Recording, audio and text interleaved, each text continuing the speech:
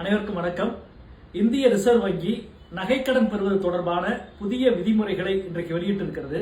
இது மிகப்பெரிய மகிழ்ச்சி அளிக்கிற விஷயம். ஏனென்றால் இது சார்ந்த எங்களது கோரிக்கைகள் அனைத்தும் ஏற்றுக்கொள்ளப்பட்டு இந்த விதிமுறைகள் இன்றைக்கு வெளியிடப்பட்டிருக்கிறது. குறிப்பாக நகைக்கடன் பெறுபவர்கள் அந்த நகைக்கான ரசீது ஒப்படைக்கப்பட வேண்டும் என்ற நிபந்தனை நீக்கப்பட்டு இது எனது நகைதான் என்ற உறுதிமொழி கொடுத்தால் போதும் என்பது ஒரு மிகப்பெரிய வெற்றியாகும்.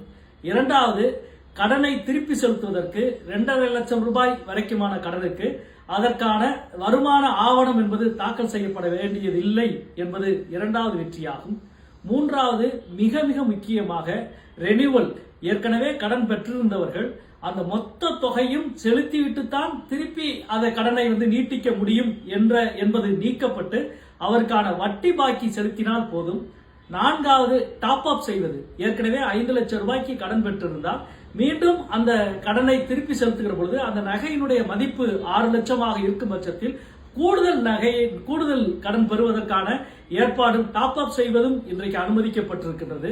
அடுத்து ஐந்தாவது, மிக முக்கியமாக ஏற்கனவே நாங்கள் தெரிவித்திருந்தோம், வங்கி வெளியிடுகிற தங்க நாணயத்திற்கு மட்டும்தான் கடன் என்பது நீக்கப்பட்டு தங்க நாணயம் முறையாக உறுதிப்படுத்தப்பட்டிருந்தால் அது எந்த நாணயமாக யார் வெளியிட்டு இருந்தாலும் அதற்கும் கடன் கொடுக்கப்படும் என்பது இன்றைக்கு சேர்க்கப்பட்டிருக்கிறது.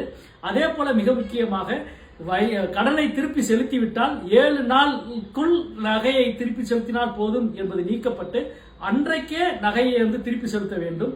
அப்படி திருப்பி செலுத்த தவறினால் ஒவ்வொரு நாளுக்கும் 5000 ரூபாய் அபராதம் என்பதும், அது மட்டுமல்ல அந்த கடன்தாரர் நீதிமன்றத்தை நாடினாலும் அவருக்கான அந்த உரிமை நிலைநிறுத்தப்பட்டிருக்கிறது. இவை எல்லாவற்றையும் விட மிக மிக முக்கியமானது, கடன் பத்திரங்கள் இதுவரை ஆங்கிலத்தில் மட்டும்தான் இருந்தது. அது கடன் பெறுபவர்களுடைய தாய்மொழியில் இருக்க வேண்டும் என்ற கோரிக்கை ஏற்றுக்கொள்ளப்பட்டிருக்கிறது. இனி தமிழ்நாட்டில் எந்த பொதுத்துறை வங்கியில் நகை கடன் பெற்றாலும் அதற்கான படிவம் என்பது தமிழில் தான் இருக்கும் என்பது இந்த புதிய விதிமுறை என்பது ஏற்றுக்கொண்டிருக்கிறது. இது மிகப்பெரிய வெற்றி. நான் அறிந்தவரை ரிசர்வ் வங்கியினுடைய வரலாற்றிலேயே அவர்கள் அறிவித்த விதிமுறைகளில் 7-8 மாற்றங்களை ஏற்றுக்கொண்டு புதிய விதிமுறைகள் அறிவிக்கப்பட்டிருப்பது வரலாற்றில் இதுதான் முதல் முறை என்று நினைக்கின்றேன். இதற்கு காரணமாக இருந்திருக்கிற மாண்புமிகு ஒன்றிய நிதியமைச்சர் நிர்மலா சீதாராமன் அவர்களுக்கும் அதே போல ரிசர்வ் வங்கியினுடைய கவர்னர் அவர்களுக்கும் நான் இந்த நேரத்தில் நன்றி தெரிவித்துக் கொள்கிறேன்.